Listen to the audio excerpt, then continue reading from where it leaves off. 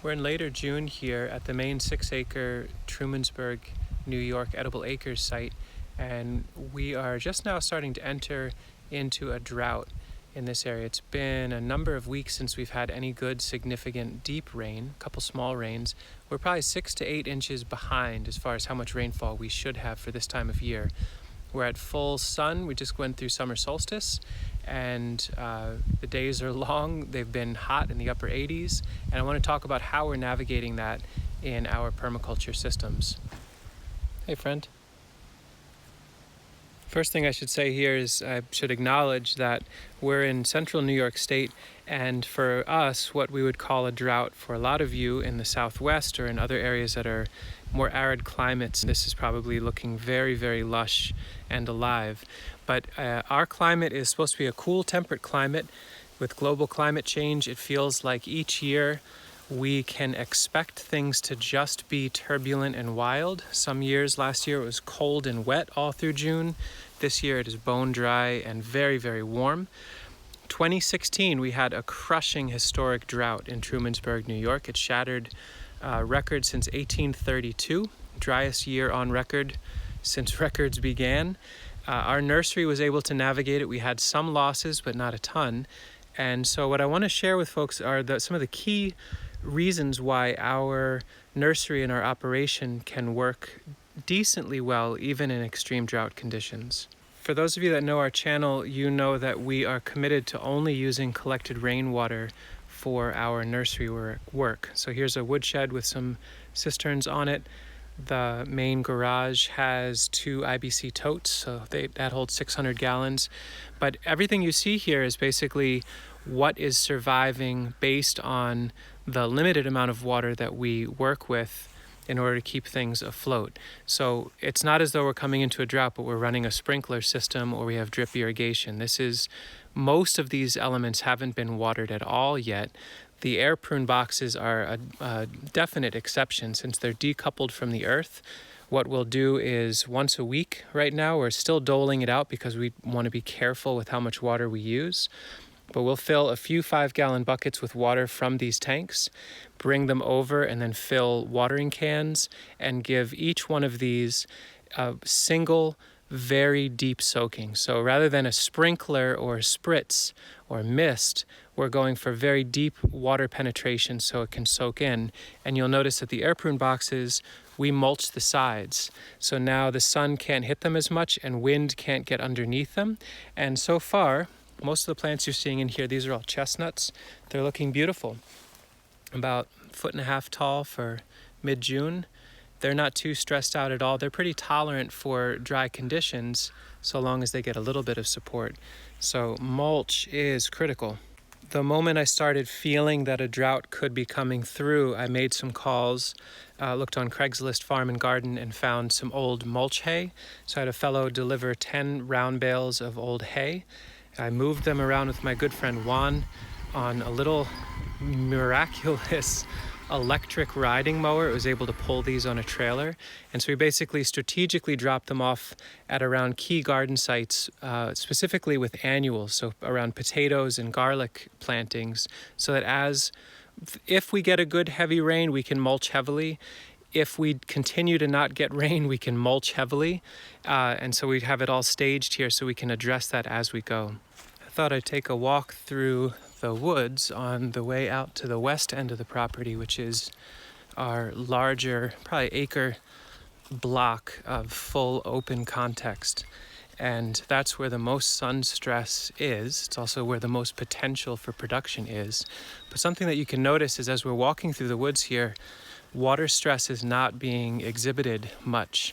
And that's the beauty of being under a canopy, is that even as the days are hot and long, there is a fair bit of shade helping to really reduce evaporation down in here. It's a little bit of a double-edged sword in that the trees are thirsty as well. And so when we start getting into really stressful moments, the trees will pull a lot of water out of the ground. So, quote unquote, robbing it from the crops we're growing. But with enough mulch, there should be enough water for everybody. And so now we're out into the full sun area, and you can see that mulch is becoming the dominant theme to be able to navigate and get through this. So for example, here's some red currants. They're doing pretty well, but what I've done is Sasha and I and some friends, went to a local farm that got permission from the fellow to use a sickle bar mower, so a walk-behind sickle bar mower, to basically harvest his unmowed grass. We filled the truck with 7 huge heaping loads. So basically we harvested fresh hay, green manure, and everywhere that there are crops growing that we care about, we've been banking mulch around them. And so that is basically holding in whatever water is here. We had a good wet winter, a good early spring that was nice and moist, and with a deep enough mulch we can actually keep that pinned in the soil and available to the roots of the plants. You can see some winter squash that we've planted into compost starting to show a little bit of stress. If we got some good rain, they should be okay, but basically as soon as we get a rain we chase it with more mulch, and you can see a few popping over there. Basically, wherever you've got the youngest, earliest installations in a system, those tend to be the most tender and susceptible to drought and water stresses. I have a tank out here that we've used quite a bit. We actually have this strategically placed in the middle of this open area so we can dip in and get water for these air prune boxes that are out in the woods here. So we're keeping those alive with just enough water every few days. When we see water stress, we water them, but we're not watering them every day, just as a matter of fact. And what I'm really crossing my fingers for is that the pattern that has presented quite a bit in the last few years happens again, where rather than getting good, even rainfall, what tends to happen is we have prolonged periods of no rainfall and then all of a sudden extreme punctuated rainfall. 2 inches out of nowhere, 3 inches out of nowhere. And so this whole landscape has been designed, now that it's all vegetated, it's hard to really see, but there are trenches or swales everywhere in the landscape. So as water rushes through, there are all these pocket ponds and temporary holding ponds that can capture that water, infiltrate it into the beds. And in this case, this pocket pond, this little mini trench, has a bucket that's buried in it. So when that fills with water, the solar panel can kick on, grab that water and refill our tank. So to recharge the water battery. But not knowing if and when we're going to get water, this water is very, very precious. This is all we've got on this for about a ½ acre area. So rather than using it extensively, we focus it around the annuals or around the air prune beds, and the other areas, the garlics, the potatoes, they just keep getting mulch. And I will say, for receiving 0.1 inch of irrigation in the last 7 weeks, 8 weeks, I'm very happy with how well these are doing. Our friend Margaret, you can hear it in my footsteps. She went through with some of those grasses we cut and mulched about 8 inches deep. And so water that was, in fact, you can see, it's so deep that the original layer, I can feel cool moisture on that grass. It's as cool and moist as the day we cut it. The stuff on top is crispy dry, but down below is cool and moist. So there's room now for earthworms to come up and start eating that grass and releasing some castings to these garlic. This can't go on forever, but it really puts a stop on the loss of water pretty amazingly. I can see that the potatoes are getting close to stalling out. What they seem to do is when they get dry enough, they just basically sit and wait for some sort of irrigation. They're only going to get it if it rains, but hopefully that happens. But with we probably cracked out about 2 bales of hay for this area, and that seemed to do pretty nicely. One thing you'll see almost none of ever, if we're doing things right, is bare soil in this project. But that said, there are some areas where we were building hugel mounds or raised beds. We didn't get seed down in time or what have you, and so the soil was bare. This just is a great example of what you want to avoid. That is like, it's so hot it almost burns my hands, and it's basically dust. I mean, we could be in Southern California for the way this soil looks. It's a shame. It's something to show you that we want to avoid, but we don't always get right. But if if we had a farm system where we had bare soil in between rows, or we thought that tillage was the way to get through weed pressure or through different challenges like that, we'd be pretty screwed right now. So a little bit of bare soil here or there showing the reason why we want to have such deep deposition of mulch and such density of plantings. Those potatoes and garlic that we just were looking at out on the far west end of the property get a pretty full arc of sun throughout the day. But then in the woods here, we've made these microglades.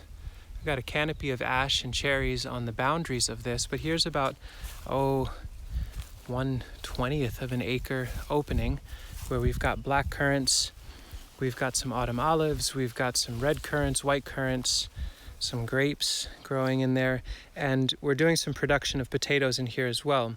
And one thing that's interesting is these have not slowed down in growing, and they look quite happy. So these are basically woodland grown potatoes. They got the same treatment of so much mulch, so much grass, manure, whatever we can get, we're just adding and adding and adding. And at the end of the year, if we had good rain, probably the potatoes in full sun would have a higher yield. If we have a continued drought that becomes punishingly dry, these may be the only potatoes that we get to harvest. So having multiple contexts of the same crop feels so critical. It's nice to walk past these black currants in the woods here. They get a decent amount of sun early in the day and midday, and now it's 4:30 in the afternoon, and they will get no more direct sunlight for the remainder of the day. So drying pressures of a drought are off. Basically, the light switch is off and they can rest. And it's really nice to see these plants. They'll crop beautifully even in this partial shade context. And so understanding how much light your plants need. Do they actually need full sun? If you're growing corn, then the answer is yes, but so many of the perennial and permaculture crops we'd be interested in growing actually don't need 12 hours, 16 hours of sunlight in order to form and maturate a crop. So the more you can match the context that they would be in naturally or in the wild, the more likely it is they can weather more turbulent weather. This area, just about 50 feet to the west of the home, has always been a real pleasure for me. I feel like we got some good design going in here. To a lot of folks' eyes, you look at this and you're like, are you kidding me? Is that design, or did you just completely abandon management? Maybe both, I'm not sure. But what's happening in here, this is actually a riot of plants. And one thing you will absolutely not see in here is a single minute gap where a ray of sun can hit the ground. Show me soil through there and I'll show you a spot that I will gladly put some mulch down, but I don't think you'll find it. So what we've got through here are running raspberries mixing through and filling in any gap underneath these red currants. These are just starting to ripen up. There are black currants in here. Now, it's not very easy to access and get in, but when we go to pick, we can either prune our way through or just simply push the plants aside, do the picking we need to do, and come back out. But the trade-off of having harder access or less convenient access for how much resiliency and vitality these plants has, very, very easy trade-off in our mind. And we can always cut them back in the fall to take hundreds, if not thousands, of cuttings and replicate this sort of system elsewhere. We've got elder holding it down just to the north, providing some protection from heavy winds, and the sun can get in and hit all these currants and raspberries on the south. It doesn't matter if it rains extreme amounts or if it's dry for months on end. This little patch tends to pretty much always yield in great abundance right here on the edge of the lawn. We're another month out, but the black currant crop on some of these looks like it's gonna be good. It's interesting to see this one area over here exhibits some really intense water stress in some spots. Surprisingly, actually Jerusalem artichokes or sunchokes, they can get pretty dry, pretty unhappy. They'll almost always survive it, but they're really sad saps right now. And I think what's really hurting them is the fact that this is a laneway. Sometimes we use this as a little place for folks to park, but it's mowed pretty tight. And so a tightly mowed lawn is just one slight step better from bare soil. You can hear how crunchy it is. So this whole area, all of the soil here when the sun is hitting it is just a drying force. Water is getting driven out, it's going into the atmosphere, it's being taken away. And capillary action is probably drawing water out from under these plants and into this area and up and out. If I had my way, I would just basically either not mow at all or mow at a very, very high setting, or just mulch the whole thing and call it a day, plant it with trees and just park along the road. But it's interesting to see a tightly cropped lawn can really exacerbate water stress for the longer-lived perennials that are just adjacent to it. We'll share more notes. My fingers are crossed that we get a good inch of rain here soon. I'll be honest, if we got 2 inches out of nowhere, we'd be thrilled with that. I know for a lot of farms that kind of situation is really bad in that it causes erosion or lots of runoff. But in a system where there are very complex and multi-layered perennial systems, where there are ditches and water catchment systems, there's swales that are on contour, the invitation of a really heavy rain out of nowhere during a drought is definitely there with bows on it. In 2016, when we had the intense drought, the one that won all the records, won all the rewards of dryness, that drought was punctuated by a 4-inch rain in early October of that year, which is just catastrophic if you have bone-dry, bare soil. In our system, the 6 acres was able to hold on to every last drop of that, and it was soaked in. So that fundamental basic earthwork and complexity with lots of overstory is what allows us or helps us be able to survive these sorts of fluctuations. So hopefully there's some notes in there that were useful or potentially interesting to you. Share some notes with us down below. What are strategies you use to navigate drought where you do not have irrigation? Could always just dig another well and do that, but I'd like to learn how to do this to navigate the future that we're coming into of complete question mark weather events with the plants and the earth that is all around us. So anyway, thanks for watching. Hope you're getting rain wherever you are. Not too much, not too little.